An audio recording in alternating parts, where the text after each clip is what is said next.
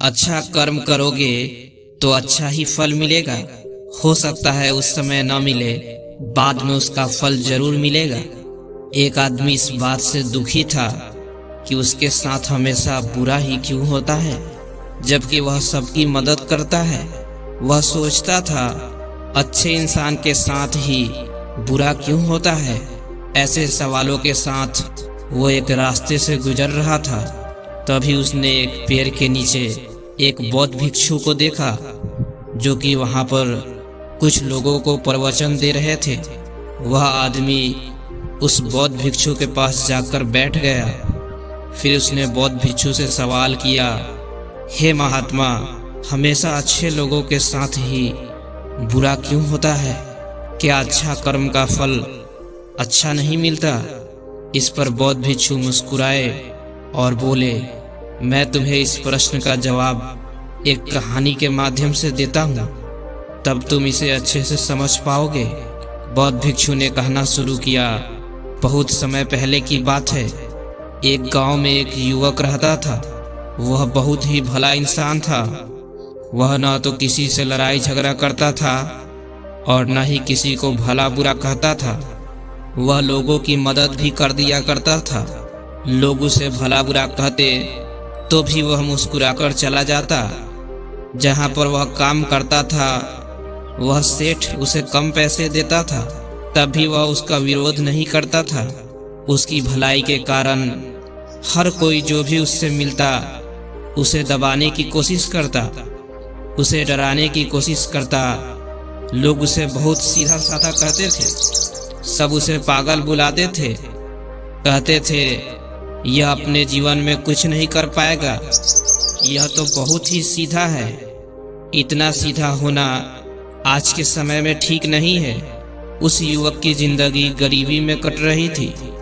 जब भी वह अपने आप को गरीबी से निकालने की कोशिश करता, कुछ लोग आते और उसकी जमा पूंजी उससे छीन लेते। उसके रिश्तेदार आते और अपना दुख दर्द सुनाकर उसका जोड़ा हुआ रुपया पैसा ले जाते, और यह सोचकर कि वह एक अच्छा आदमी है और अच्छा आदमी किसी पर अत्याचार नहीं करता, किसी का विरोध नहीं करता, स्वयं में खुश रहता है और दूसरों की मदद करता है, अपने आप को समझा लेता। उसने देखा कि उसके साथ के युवक चोरी चकारी करके, बेईमानी करके, गलत काम करके धनवान हो गए। उनके पास खुशियां हैं, पैसा है, समाज भी उन्हें सम्मान देता है। वह ना तो दान करता है, न लोगों की मदद करता है, दूसरों पर अत्याचार करता है, उनका पैसा लूटता है और उन पर ही चीखता चिल्लाता रहता है। फिर भी यह समाज उन्हें पसंद करता है। और मैं एक अच्छा युवक हूँ, फिर भी मुझे कोई पसंद नहीं करता। मुझे सब पागल समझते हैं। मेरे जीवन में दुख ही दुख है। क्या मुझे भी बुराई का रास्ता अपना लेना चाहिए? एक दिन वह अपने मालिक के यहाँ पर काम कर रहा था और उससे कुछ सामान गिरकर टूट गया।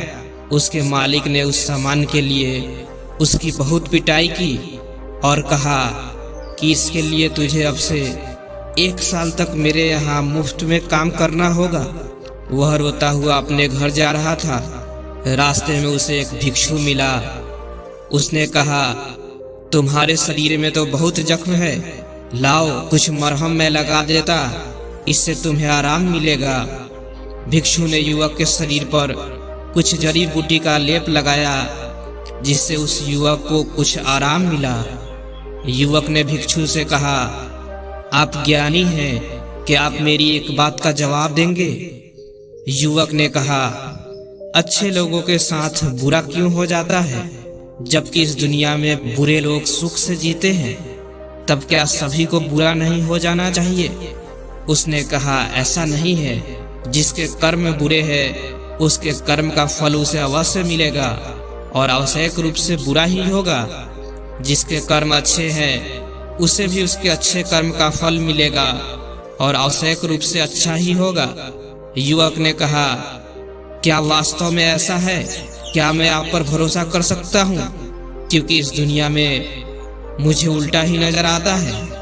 भिक्षु ने कहा, बिल्कुल ऐसा ही है। आने वाले समय में तुम यह जान भी जाओगे। यह कहकर वह भिक्षु वहां से चले गए। उस युवक को थोड़ी तसल्ली हुई कि चलो मेरे पास धन दौलत ना सही, रुपया पैसा ना सही, समाज का मान सम्मान ना सही, पर मैं आदमी तो अच्छा हूँ। मेरी इस अच्छाई का फल कभी न कभी तो मुझे मिलेगा। कुछ दिन बाद वह युवक जंगल के रास्ते से अपने मालिक के घर जा रहा था। तभी रास्ते में राजा के सैनिकों ने उसे घेर लिया और उसके मुंह पर काला कपड़ा डालकर उसके हाथ बांधकर उसे धक्के मारकर ले जाने लगे। उसने पूछा, मुझे कहाँ ले जा रहे हो? मेरा क्या कसूर है? लेकिन सैनिकों ने कुछ नहीं कहा। वह बस उसे मारते पीटते ले जाने लगे। युवक द्वारा बहुत पूछे जाने पर एक सैनिक ने युवक से कहा, तुम्हें राजा ने मृत्यु दंड दिया है। कहा है कि तुम्हें ऊंचे पहाड़ से ले जाकर नीचे फेंक दे, इसलिए हम तुम्हें एक ऊंचे पहाड़ की तरफ ले जा रहे हैं, जहां से हम तुम्हें नीचे फेंक देंगे। युवक ने कहा, लेकिन मेरा कसूर क्या है? क्या है मेरा दोष जिसके लिए मुझे यह सजा दी जा रही है? मैंने तो कुछ भी नहीं किया। सैनिक ने हंसते हुए कहा, हाँ, हम जानते हैं कि तुमने कुछ नहीं किया। तुम्हारी अंतिम इच्छा समझकर यह मैं तुम्हें बता रहा हूँ। ध्यान से सुनो। राजा ने आज सुबह एक चोर को मृत्यु दंड दिया था। हम उसी को पहाड़ से नीचे फेंकने जा रहे थे, लेकिन चोर ने हमसे कहा कि अगर हम उसे छोड़ देंगे तो हम में से हर किसी को वो 1000 सोने के सिक्के देगा। तो हमने उसे छोड़ दिया, लेकिन हमें अपना कर्तव्य भी तो पूरा करना है। किसी को तो वहां से फेंकना ही होगा ताकि राजा तक समाचार पहुंच सके कि चोर को मृत्यु दंड दे दिया गया है। तो हमने तुम्हें पकड़ लिया, और तुमसे अच्छा हमें मिलेगा भी कौन? ना तुम्हारे कोई आगे है ना कोई पीछे जो तुम्हारे बारे में पूछताछ कर सके। इसलिए भगवान का नाम लो और शांति से मरो। वह युवक उन सैनिकों के सामने बहुत गिड़गिड़ाया, रोया, चिल्लाया और विनती भी की वह उसे छोड़ दे, लेकिन सैनिकों ने उसकी एक भी नहीं सुनी। वह उसे घसीटते हुए ले जाने लगे। अंत में थक हार कर युवक ने सैनिकों से कहा, उस चोर ने तुम सबको 1000 सोने के सिक्के दिए। अगर तुम मुझे छोड़ दो तो मैं तुम्हें 1000 के बदले 10 हजार सोने के सिक्के दूंगा। सैनिकों ने कहा, अरे तू हमें पागल समझता है? तेरे जैसे भिखारी के पास इतना धन आया कहाँ से? युवक ने कहा, तुम मेरे साथ चलो, मैं तुम्हें दिखाता हूँ। मेरे पास धन है, और अगर नहीं मिला तो तुम मुझे मार देना। तुम्हारे पास तो हथियार भी है, मैं तुम्हारा क्या बिगाड़ पाऊंगा। उन सैनिकों ने विचार विमर्श किया और युवक से कहा, चलो ठीक है, दिखाओ मुझे कहाँ है धन। वह युवक उन सैनिकों को एक गुफा में ले गया। वह युवक उस गुफा से परिचित था, लेकिन अंदर से वह गुफा भूल भुलैया की तरह था। जो उसमें एक बार चला जाता उसका वहां से बाहर निकलना मुश्किल था। वह युवक उन सैनिकों को धोखा देकर वहां से बाहर निकल आया, लेकिन वहां सभी सैनिक फंसे रह गए। वह युवक भागता हुआ जंगल के रास्ते से जा रहा था। उसे डर था कि सैनिक वहां से निकल आएंगे और उसे फिर से पकड़ लेंगे। रास्ते में उसे फिर से वह बौद्ध भिक्षु दिखाई दिया और वह उनके पास गया और कहा, आपने कहा था कि जिसके कर्म बुरे हैं उसे बुरा फल मिलेगा, जिसके कर्म अच्छे हैं उसे अच्छा फल मिलेगा। लेकिन आज तो मैंने यह देख लिया और यह जान भी लिया कि जिनके कर्म बुरे हैं वही सुख से रहते हैं, बाकी अच्छे कर्म करने वाले को तो दुख ही मिलता है। युवक ने अपने साथ घटी घटना को बताया और पूछा, अब बताओ कि मेरा कौन सा बुरा कर्म था जिसकी वजह से मुझे मौत की सजा मिल रही थी, और वह भी उस कर्म के लिए जो मैंने किया ही नहीं।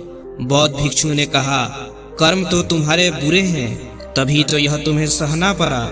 युवक ने कहा, मेरे कर्म बुरे हैं, मैंने तो कोई बुरा काम किया ही नहीं। मैंने चोरी नहीं की, बेईमानी नहीं की, किसी को सताया नहीं, किसी को भला बुरा नहीं कहा, फिर भी मेरे कर्म बुरे कैसे हैं? भिक्षु ने कहा, अपने हक और अधिकार के लिए ना लड़ना एक बुरा कर्म है। किसी पर अत्याचार न करना, लेकिन दूसरों के साथ अत्याचार होते हुए देखना भी बुरा कर्म है। सही होते हुए भी चुपचाप रहना बुरा कर्म है। हम शक्तिहीन है, असहाय है, यह समझकर असत्य के सामने झुक जाना भी बुरा कर्म है। बुराई में सुख है, यह देखना भी एक बुरा कर्म है। बताओ, इनमें से ऐसा कौन सा कर्म है जो तुमने नहीं किया है? युवक ने कहा, यह सारे कर्म तो मैंने किए हैं। और आप सही कहते हैं, यह सब बुरे कर्म ही है। तो फिर अच्छा कर्म क्या है? अच्छा व्यक्ति कौन होता है? भिक्षु ने कहा, जो हमेशा सत्य के साथ खड़ा रहता है, जो लोगों की मदद करता है, ईमानदारी से अपने काजों को पूरा करता है, जो विनम्र है लेकिन कमजोर नहीं, जो अपने आप पर गर्व कर सकता है लेकिन अहंकार नहीं, जो बुराई को नहीं सहता, अच्छाई के लिए हमेशा प्रयासरत रहता है, जो आलस्य नहीं करता, अपने जीवन को अपने नियंत्रण में रखता है, जो निर्भय रहता है। युवक ने कहा, मैं जानता हूँ कि आप सही कह रहे हैं, लेकिन मुझ जैसा कमजोर और गरीब व्यक्ति किसके सामने खड़ा हो सकता है? भिक्षु ने कहा, अभी कुछ देर पहले तुम उन सैनिकों के सामने खड़े हो गए थे। तुमने अपनी सूझबूझ से अपने जीवन को बचाया है। व्यक्ति को मन से शक्तिशाली होना चाहिए। जीवन हमेशा नहीं रहता। डरते हुए जीवन जीने से अच्छा है कि निर्भय होकर एक दिन जी लो। युवक ने कहा, आपकी सभी बातें सही है। मैं मानता हूँ कि मृत्यु सर पर खड़ा हो तो सभी अपना जीवन बचाने के लिए प्रयास करते हैं। मैंने भी वही किया, लेकिन अभी मुझ में वह हिम्मत नहीं है कि मैं किसी के सामने खड़ा हो सकूं। भिक्षु ने कहा, तो फिर ठीक है, वह सैनिक उस गुफा से बाहर निकल ही जाएंगे और तुम्हें ढूंढ लेंगे। अवश्य ही वह तुम्हें उस पहाड़ी से नीचे फेंक देंगे। तुम कुछ नहीं कर पाओगे, क्योंकि तुम समझते हो कि तुम एक अच्छे आदमी हो, क्योंकि तुम किसी को सताते नहीं बल्कि लोग तुम्हें सताते हैं। इसलिए तुम लोगों की सहानुभूति चाहते हो। हमें मजबूत होना चाहिए, सहानुभूति का भूखा नहीं। यह बात सुना सुना कर अगर तुम लोगों से सहानुभूति मांगोगे तो तुम्हें सहानुभूति तो मिल जाएगी, लेकिन न्याय नहीं मिलेगा। और न्याय न लेना, न्याय के लिए न लड़ना अपने ऊपर अन्याय करने जैसा होता है। युवक ने कहा, तुम्हें किसके सामने खड़ा होना चाहिए जो तुम्हें न्याय मिल जाए? भिक्षु ने कहा, क्यों ना तुम राजा के सामने खड़े हो जाते हो? युवक ने कहा, नहीं नहीं, मेरी इतनी औकात नहीं है कि मैं राजा के सामने खड़ा हो सकूं। वह अवश्य ही मुझे मृत्यु दंड दे देंगे। भिक्षु ने कहा, मृत्यु दंड तो तुम्हें वैसे भी मिल चुका है, भले ही राजा ने ना दिया हो। सैनिकों ने तो तुम्हें दिया ही है। यह कहकर वह भिक्षु वहां से चले गए। युवक भिक्षु की बातों को सोचता रहा। वह जाकर छुप गया। रात भर सोचता रहा कि वह क्या करे, क्या डर डर के जीवन जिए, या फिर वह वैसा ही बुरा हो जाए जैसा कि उसके मित्र हो गए हैं। तब शायद वह किसी तरीके से बच जाए। आखिर में उसने एक निश्चय किया कि वह एक अच्छा आदमी बनकर दिखाएगा। अगले दिन सुबह राजा के महल में पहुंच गया और उसने राजा से न्याय की गुहार लगाई। दरबार बुलाया गया। उस युवक को दरबार में पेश किया गया।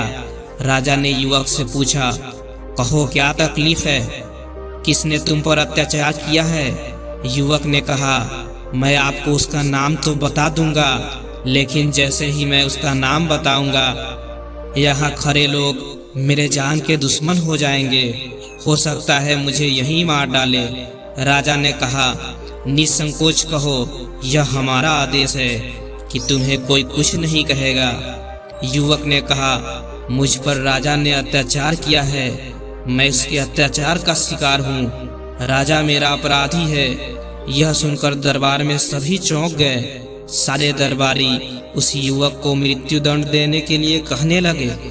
राजा ने कुछ सोचा और फिर कहा, ठीक है, अपनी बात को स्पष्ट कहो। अगर राजा तुम्हारा अपराधी है तो अवश्य ही उसे सजा मिलेगी और वह सजा तुम ही उसको सुनाओगे। युवक ने कहा, कल सुबह आपने एक चोर को मृत्यु दंड दिया था। आपके सैनिकों ने उस चोर को 1,000 सोने के सिक्के लेकर छोड़ दिया और उसके बदले मुझे पकड़कर पहाड़ से फेंकने के लिए ले जाने लगे। मैं जैसे तैसे वहां से निकल पाया और यह कोई पहली बार नहीं हुआ है। इससे पहले भी मुझ जैसे गरीब लोगों को दूसरों की जगह मृत्यु दंड दिया गया है और राजा सोचता है उसने न्याय किया है, लेकिन वह यह नहीं देखता कि उसका न्याय पूरा हो रहा है या नहीं, या उसका न्याय किसी के लिए अन्याय बन रहा है। राजा अपनी महल से बाहर आम लोगों से मिलता ही नहीं, उनकी समस्याओं को सुनता ही नहीं, अपने मंत्रियों और अधिकारियों पर निर्भर रहता है। मेरा राजा मुझसे कभी जुड़ा ही नहीं, मुझसे बहुत दूर है, मेरी आवाज़ उस तक पहुंचती ही नहीं है। आज भी मेरी आवाज़ उस राजा तक नहीं पहुंचती। अगर मैं बाहर खड़े पहरेदारों को कुछ धन देकर नहीं आता। यह सब सुनकर राजा ने अपने मंत्री से सत्यता का पता लगाने के लिए कहा। मंत्री ने सत्य का पता लगाया, राजा से कहा कि यह युवक सत्य कह रहा है। उस चोर को हमने दोबारा पकड़ लिया है। उसने माना है कि उसने सैनिकों को धन दिया था। वह सभी सैनिक भी गिरफ्तार कर लिए गए। राजा ने युवक से कहा, हम तुम्हारे अपराधी हैं, क्या दंड देना चाहते हो दे सकते हो, सभी दंड हमें स्वीकार होंगे। युवक ने कहा, आप राजा हैं, दंड तो आप ही दे सकते हैं, हम तो केवल निवेदन कर सकते हैं कि आपको अपनी प्रजा का ख्याल रखना चाहिए, समय समय पर उससे मिलते रहना चाहिए और आम प्रजा आपसे सीधे संपर्क कर सके, ऐसी व्यवस्था करनी चाहिए। राजा ने कहा, मैंने तुम्हारे जैसे निर्भय व्यक्ति को नहीं देखा। तुम ईमानदार भी हो और सच्चे भी हो।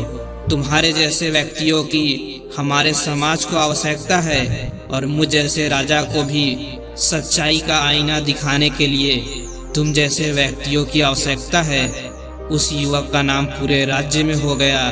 सब उसे जानते थे और एक ही बात कहता था वह कि अच्छे व्यक्तियों के साथ अच्छा ही होता है। बस हमें बुराई से नहीं डरना है, उसे अपने आसपास से दूर कर देना है। दोस्तों, इस वीडियो में बस इतना ही। हम आशा करते हैं कि आपने इस वीडियो से बहुत कुछ सीखा होगा। मिलते हैं अगले वीडियो में। प्लीज़ इस वीडियो को लाइक करें और इस चैनल को जरूर सब्सक्राइब करें। Thanks for watching this video.